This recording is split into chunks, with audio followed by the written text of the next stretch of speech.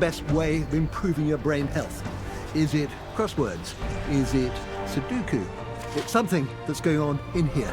I'm thrown in at the deep end, trying out a surprisingly enjoyable way to keep our brains young. We love it. It's an energy that you can't explain. Can you stave off muscle weakness as you get older?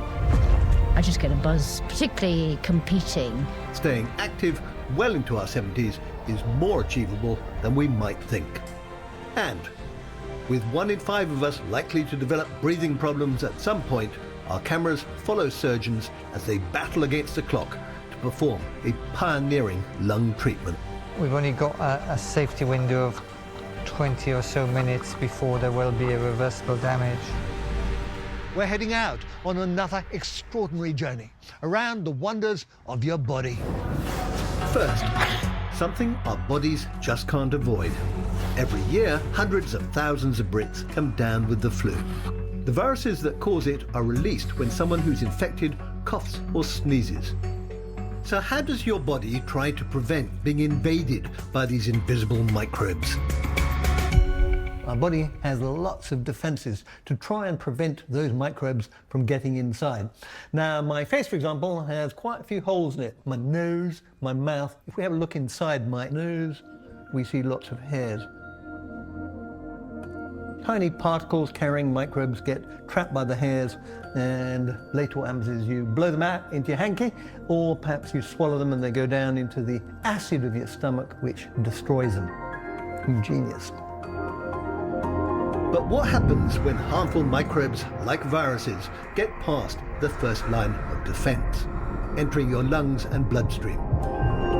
As virus particles begin to multiply, your immune system springs into action.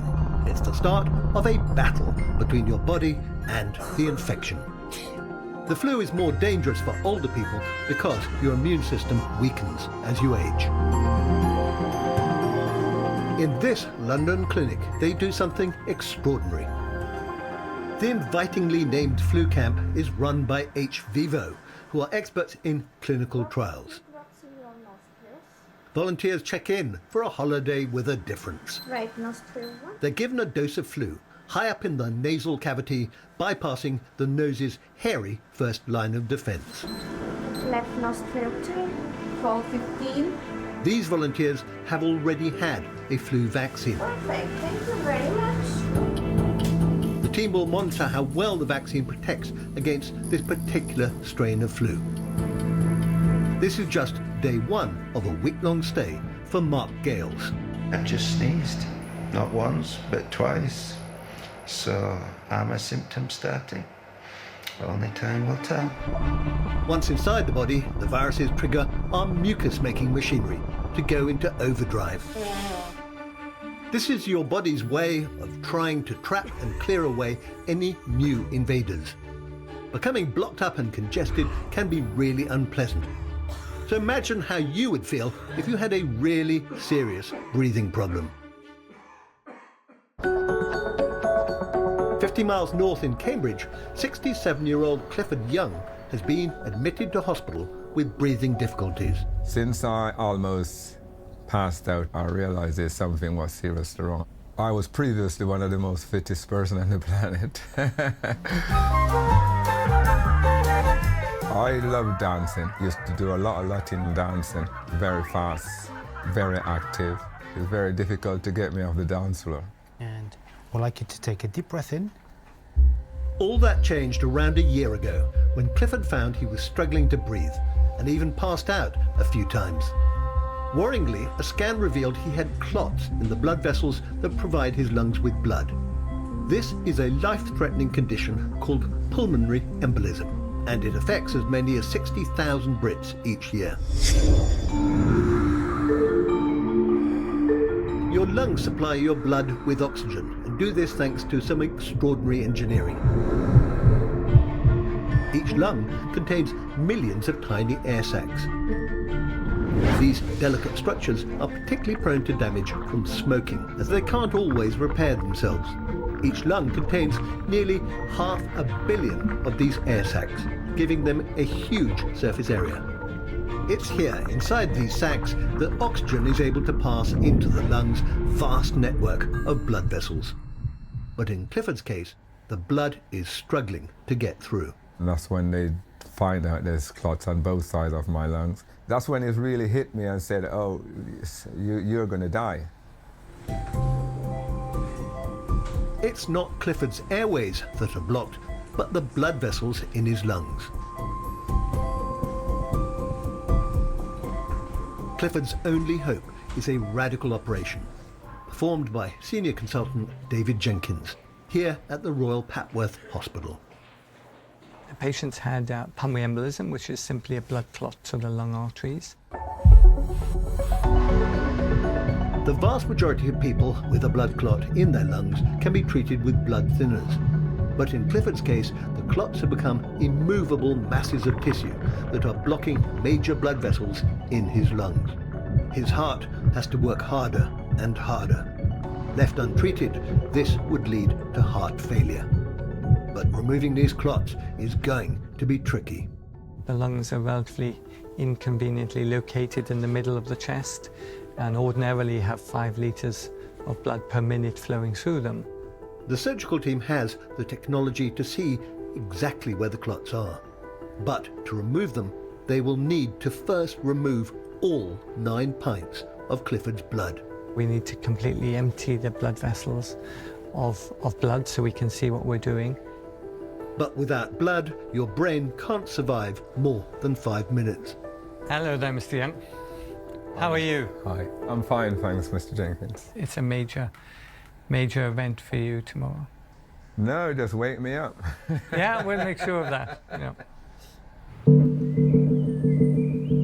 We've got Clifford Young today. He's in his mid-60s, symptoms of breathlessness, quite a lot of disease. As part of Clifford's operation, his heart will be stopped. But the riskiest part of the whole procedure is having the blood drained from his body. Still a bit nervous how the outcome is going to be, but hopefully that I'll give them my trust. The surgeons are prepped and Clifford is taken to the operating theatre for what is set to be an 8-hour procedure. And how are you feeling? Very fine.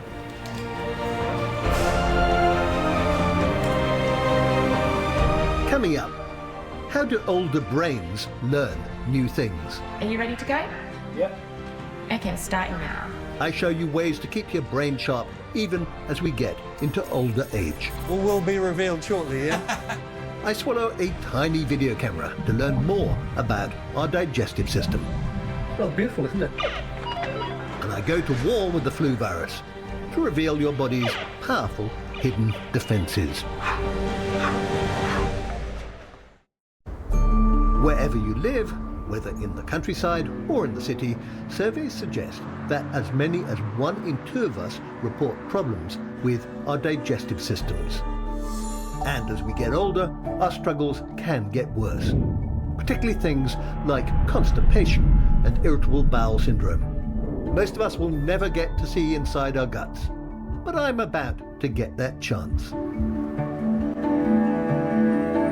I've come to meet Jill Fry, an endoscopy nurse at the London clinic. So for this test, you'll need to wear this quite wide belt around your middle. So let's get it comfortable first over your head. Yep. And then that comes around here. The belt contains a device that will record video captured by this tiny camera the size of a pill. It's normally used by doctors to inspect your gut. And what happens to it at the end? You may see it when you go to the loo, but you might see it. I might hear it go tinkle tinkle as it hits the porcelain, yeah. And before you do anything, if you take a selfie by pointing it slightly the other way towards you. Perfect. Okay, so the flashing lights and camera crew are ready. There we go. Exactly. Oh. Just take it in your own time. Doesn't matter which way it goes down. It's in your mouth at the moment. And it's going down your esophagus. into your stomach. Oh, they're good, blimey. And we can see that it's in the stomach. It's already in the stomach. Wow, that was fun. Yeah, it's just a matter of seconds. The tiny camera is setting off on its incredible voyage through my guts. Weird, isn't it, to think that that's going on inside you? And my poor old stomach is wondering what it's got here. There's clearly something it can't digest. That's right. Let's give it something to look at. I wondered if I could do a little demo. I've got some sweet corn over there. So, see if they pop up on camera.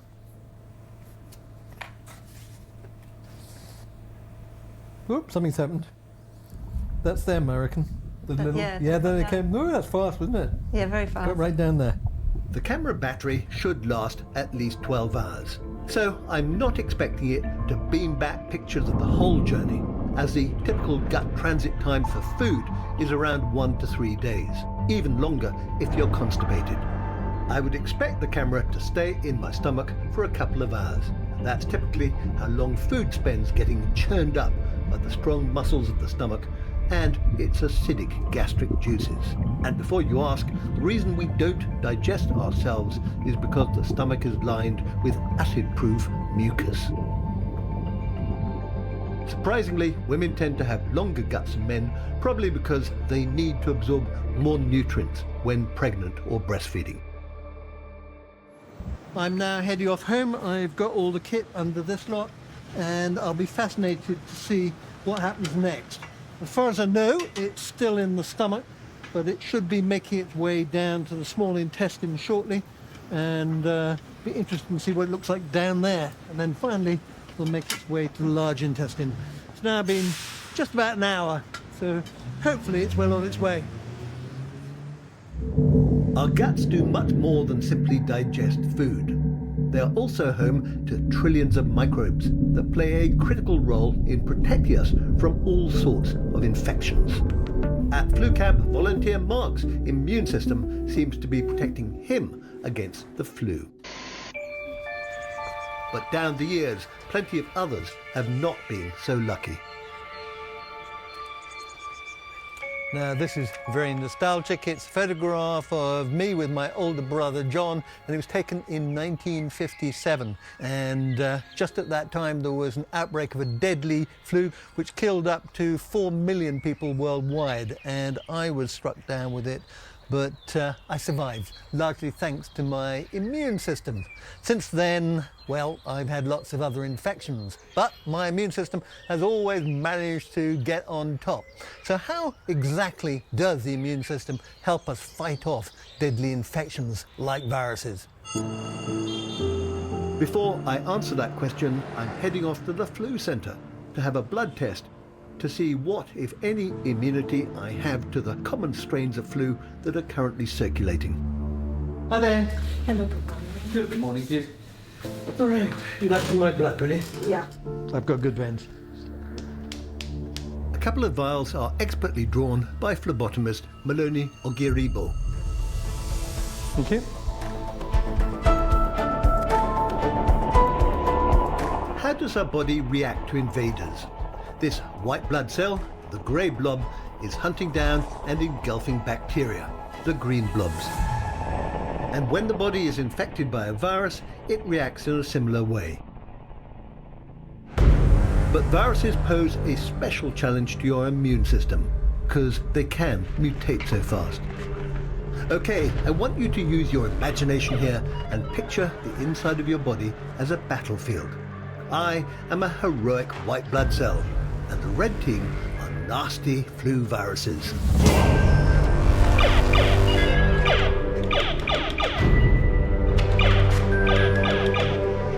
My job is to protect the human body, and I do that by roaming around looking for potentially dangerous invaders.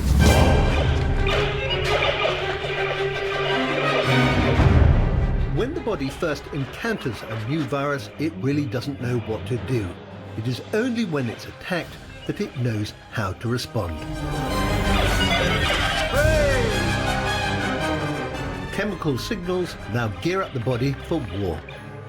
Your body is now able to produce a giant cloned army of killers whose only job is to seek out and destroy that particular virus. Every new virus is a new enemy for your immune system. But the good news is it's a fast learner. The immune system remembers what that particular virus looks like, and the next time it encounters the virus, we're ready and able to shoot and destroy it. Remarkable. So what have my blood tests revealed?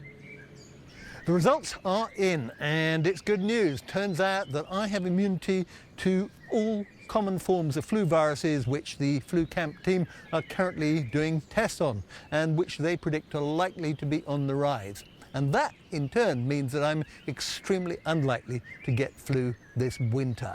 All thanks to my immune system. Hurrah! Here are 3 top tips for keeping your immune system in good shape. Get a good night's sleep, as that is when your body repairs itself. Take vitamin D. And exercise, as that increases the number of immune cells circling around your body. When it comes to exercise, particularly exercise in the great outdoors, we are spoilt for choice. Like the hills of the glorious Lake District. I'm Wendy Dodds, age 72. I live in the Lake District, and one of my main activities is fell running.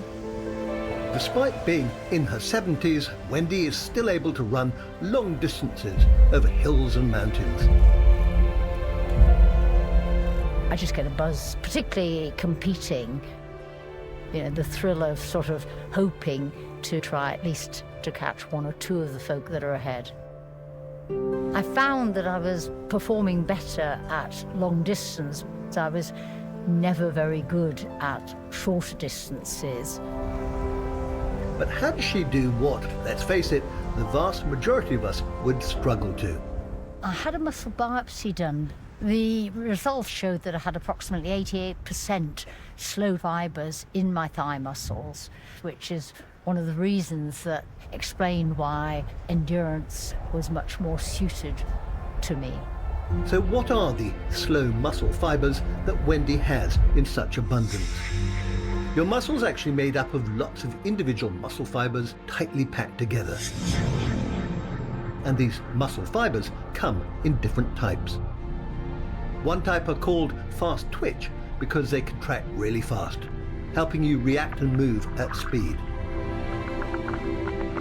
This type works for short spells without needing oxygen, but that means they tire quickly. We also have another kind of muscle fiber which is built for endurance.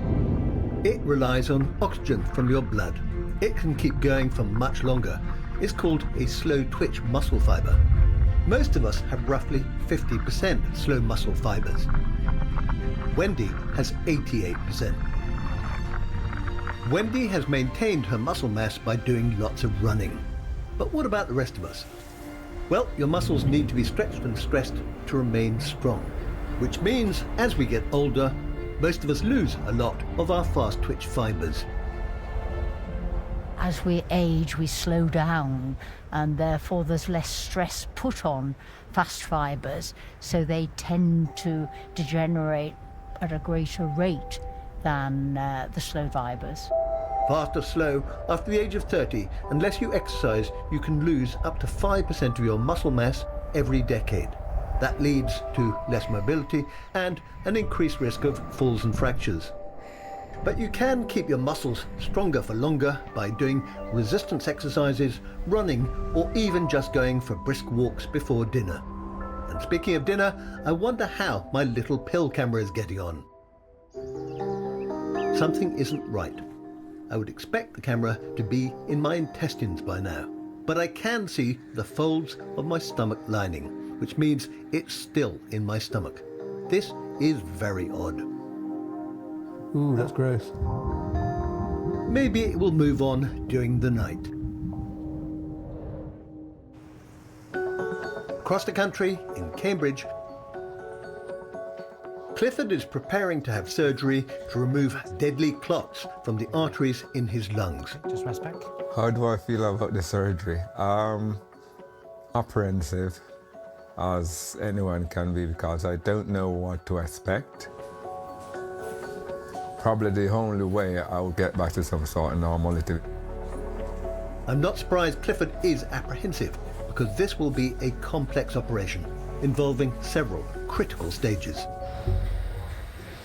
Surgeon David Jenkins makes the first cut to open up the chest.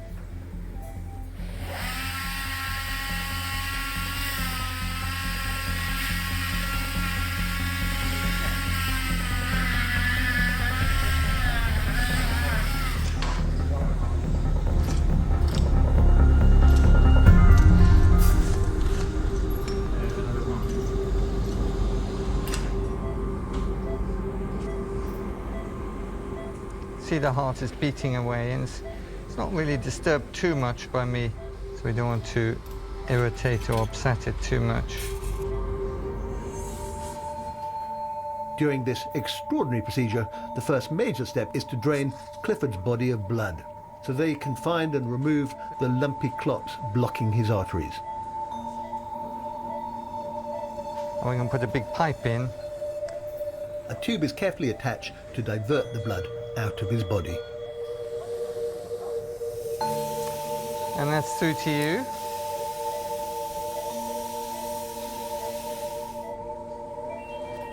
And all the blood from his body is coming out now and going into the machine.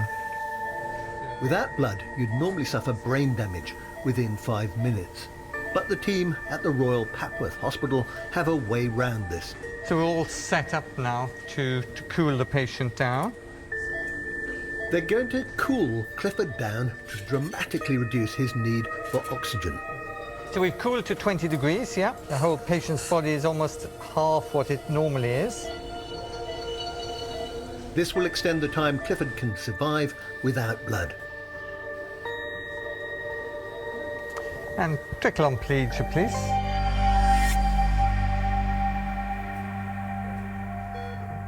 Clifford's heart has been stopped. He's got no blood and he's not breathing. This is a critical moment.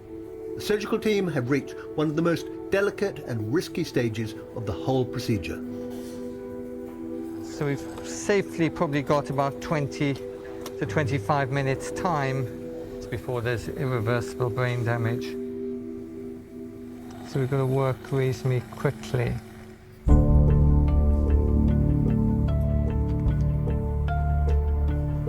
Time is very much against me, and during that period the patient is at big risk. So it's that real balance of operating against the clock.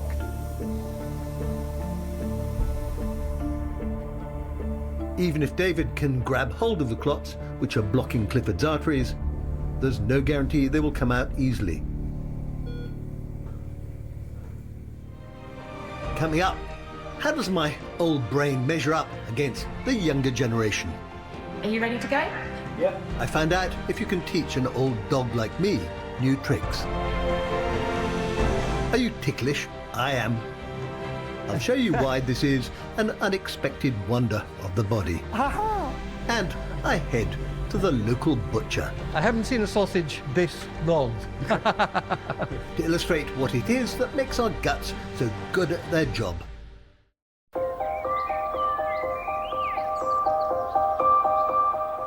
It's been 18 hours since I swallowed a pill camera in my attempts to provide us with an inside view of the digestive system. So how long did it take the pill cam to get through my body? Well, the honest answer is I don't know, because I haven't seen it yet. In the mystery of the missing pill camera, its last known whereabouts are revealed in this footage. It was still in my stomach when the battery died. But how long does food normally take to pass through your body? Well, that typically takes anywhere between 24 and 72 hours. In other words, around 1 to 3 days to get from there to there. By now, I would have expected the camera to pass from my stomach into my small intestine, and from there to my large intestine. You might think the camera is moving slowly because it's indigestible, but it's a myth that tough foods like meat take longer to move through. My main concern now is that at some point it comes out. while we're waiting for that to happen, I've come up with a different way to illustrate just how long and complex your guts really are. I'm off to the high street to do a demonstration. Hi there. Hello. Hello. I've come to make sausages. There you go. These are the natural intestines from a hog. Okay, right, so this is what intestines actually looks like. Human intestine is around 5 meters, and that is 15 to 20 feet long. The reason we have such a long gut is basically to extract as much nutrition as possible out of the food we eat. I'm going to make a sausage, roughly the same length as your intestines. And this kind of uncannily looks like a human intestine, I have to say, because it's about the right width for the small intestine, certainly. Most of the nutrients, salt and water we consume are absorbed in the small intestine. The small intestine is the first part of your intestines, the bit which is next to the stomach, and where most of the absorption takes place. That's why you need so much of it. And the large intestine would be much, much fatter, basically, about twice as fat, and it ends up in your bum. Once upon a time, before we had cooking, our guts were probably even longer than they are now. They've shrunk down a bit because cooking has made it much easier to absorb nutrients. It is amazing to think that you've got 5 or 6 meters of this sort of thing inside your torso, and somehow or other it all packs in and keeps on doing its job. I think that's really impressive. And if we take a really close look, it's even more impressive. The walls of our intestines are lined with little blobs. They're called villi, and there's billions of them wafting around. If we zoom in even closer, we can see each one is covered in its own tiny bumps, called microvilli. All these bumps upon bumps increase the surface area of the gut at least 10 times, which in turn allows us to absorb more nutrients from our food, which is critical to keeping us alive. And speaking of massive surface areas, did you know the largest organ in your body is your skin? It contains millions of sensory receptors which alert your brain to all manner of sensations, including feeling ticklish. There are apparently 2 different types of ticklish sensation. There's one called nismesis, this sort of gentle tickling where you have the small hairs of your arm and you're slightly caressing them. This type of tickling is an alarm system. It alerts you to things that land on your skin, like nasty little blood-sucking insects, so you know to swat them away. It is so sensitive that your hairs alone can trigger this feeling. The bug doesn't even have to be on your skin. The second type of tickling is called gargalesis. It's the one that makes you laugh. There's more pressure and it's applied to the ribs and other sensitive areas. What's interesting about this is you can't do it to yourself, however much I, squeeze and prod. And that seems to be because there are areas of my brain which are linked to motion, are also sending messages out to other parts of my brain associated with touch and saying, don't bother, you don't have to respond to this at all. Right, nothing going on. My wife Claire is now going to help out. So why is it different when Claire tickles me? Well, it's partly because it's, completely unexpected. And the other odd thing is that although I'm quite enjoying it, there's part of me which just kind of wants to batter away. And that seems to be because when you get tickled, particularly unexpectedly, it activates an area of your brain called the hypothalamus. It sends out danger signals to the rest of your brain telling you that someone unexpected is doing something a little bit odd to you. They might be about to stick a knife in your back, so you should be wary. On the other hand, it's also quite funny. It makes me laugh. And that apparently is a sign of submissiveness. I'm telling Claire that she's dominant. Thank you very much. Over and done. You won. So it turns out there is a lot more to tickling than you might think. Like the tickle response, other parts of your nervous system are dominated by the supercomputer you carry around in your head, your brain. The brain is a remarkable organ that goes on learning new things. even when we get older. Whoa! There's a lot of interest in studying how children learn, which is hard because they don't keep still. On the seat for me. So scientists here at the University of Nottingham have been collaborating in a marvellous invention, the world's first wearable brain scanner. And they're letting me in on the fun. How does that feel? That's fine. Perfect. Tucking my ears. Yeah. The idea is to see what happens in my 66-year-old brain when I try to learn something new. Professor Mark Brooks is running the show. Hi there. Hi, Michael. How you doing? Fine, thanks. So what we're doing with this machine is we're looking at how different parts of your brain connect to each other. Yeah. You're going to see a series of words on the screen.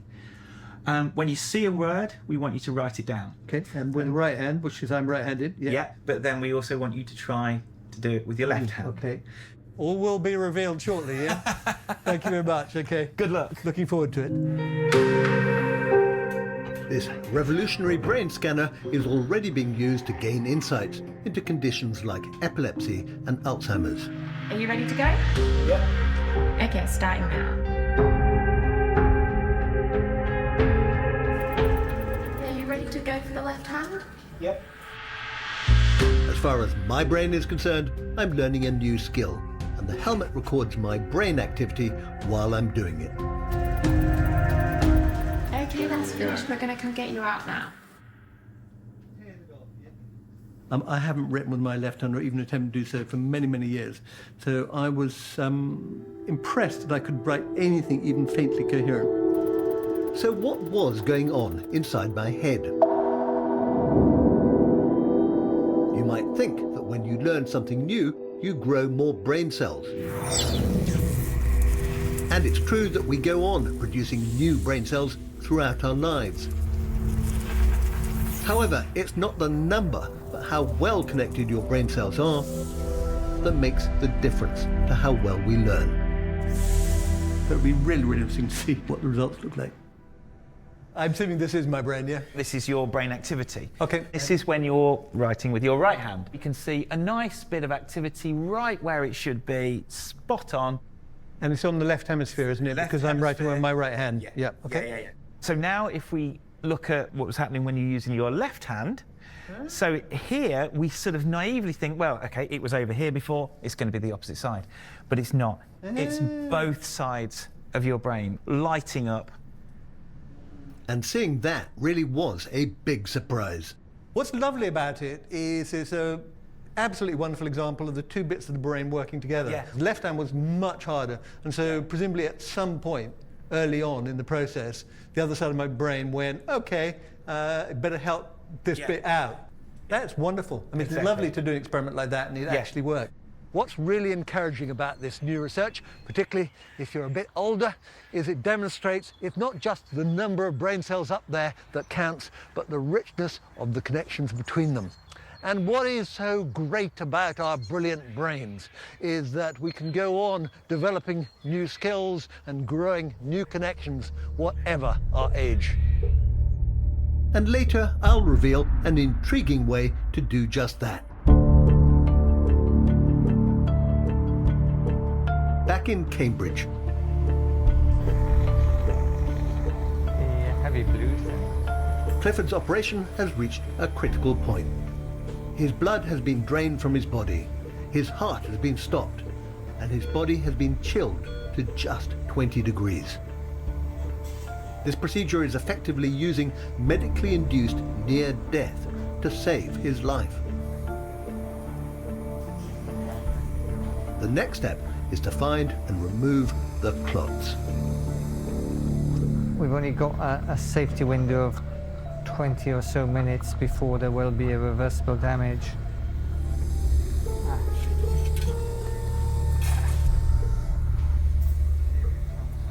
So that's the clot octopus of clot from all the branches.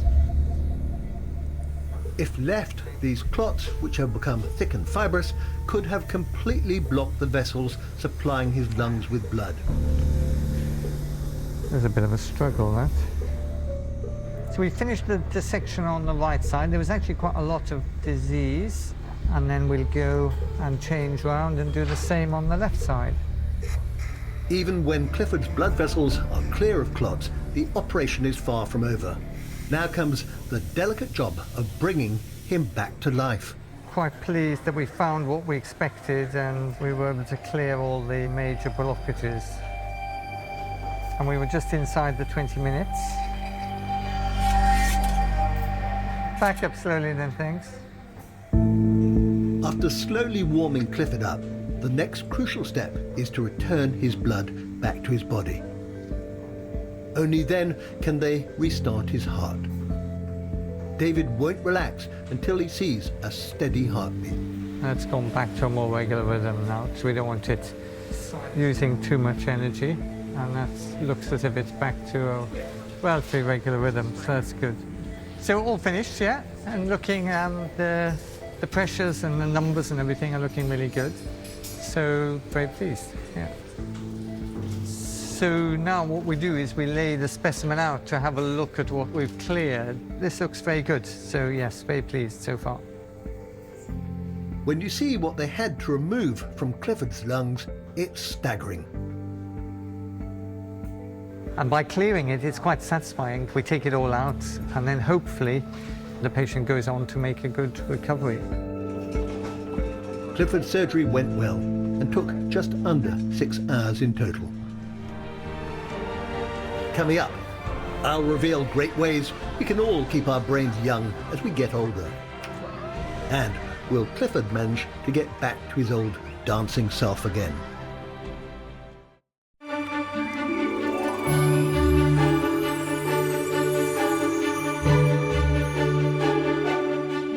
On a clear night, if you look up into the night sky, you can probably see around 6,000 stars. And if you were to come into an observatory like this one, well, you'd see a lot more. But just in our galaxy alone, there are around 100 billion stars, which is a huge number. But that number is dwarfed by the number of brain cells you have up here.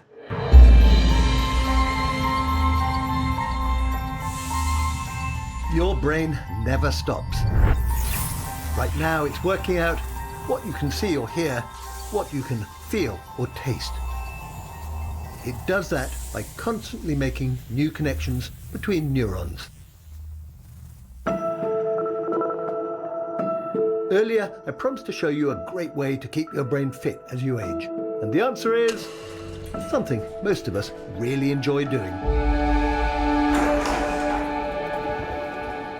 In a hall in Glasgow, it's time for a community group's weekly meetup. If you take up this hobby, it will help keep your memory sharp. We have to think about it, we have to practice. It is a brain workout. And allow you to focus on tasks for longer. So what is the best way of improving your brain health? It's dancing.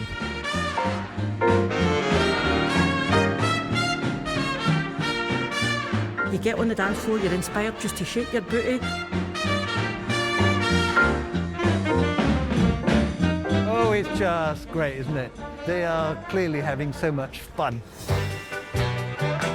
Among the swirling and twirling is brain expert Dr. Louise Nichols from the University of Strathclyde, and she has some top tips to keep your brain in good shape.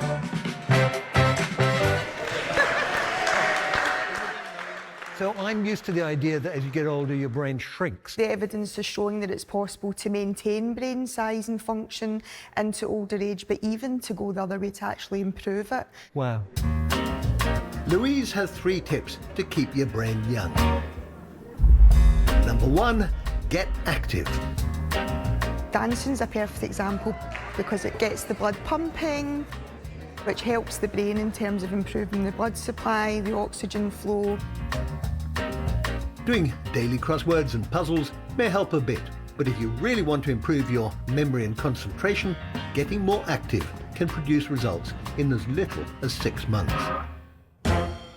Foxtrotting on to tip number 2. Learn a new skill. When people have learned a new skill after a few months, we see evidence that the older brain actually behaves more like the younger brain. Wow. So that we're gaining more connections among cells, amongst actually different brain regions as well. We want to keep challenging ourselves to learn new things. If you think about doing an actual dance routine, then you have to learn the steps, you have to go quite quickly probably. New routines are learned over time.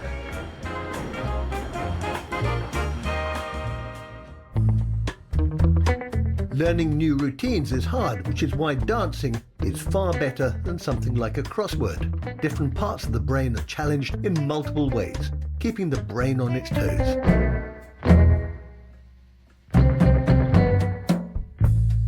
Pivoting onto tip number 3, being social.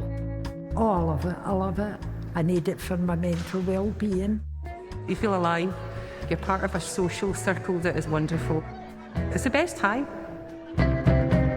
It's important, particularly as we age, to maintain and even improve our social networks. These can be important for our anxiety and stress levels. Studies have shown that people who increase their social circles have a lower risk of dementia. Okay, old dog going on the dance floor. Left, right, left, right, left, right. But what if dancing is not for you? Whoa! How about singing with a group or learning a new sport instead? Your brain is like a muscle. Use it or lose it. That means finding something which is challenging intellectually, which is physically demanding, and which above all is sociable. Yay! Keep going! Talking of use it or lose it, just 3 months since his life-saving lung surgery, 67-year-old Clifford is slowly getting his life back. Just to give an update on my recovery after surgery. And remember, before surgery, I couldn't do 5-minute walk. I am back in the gym now, working out, which is wonderful. What's even better, he's also back on the dance floor. I feel 100%. It just goes to show the body's amazing ability to recover.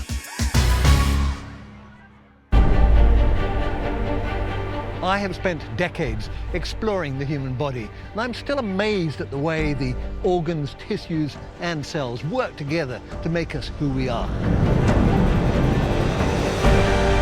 We've been on an eye-opening journey around our bodies. We've met some amazing people who have shared their incredible stories with us to help us all understand our bodies a bit better. And to demonstrate how we can all live healthier and longer lives, I have, of course, offered up my own body for experimentation. Above all, remember, if you take care of your body, it will take care of you. Thank you, Dr. Micheal Mosley.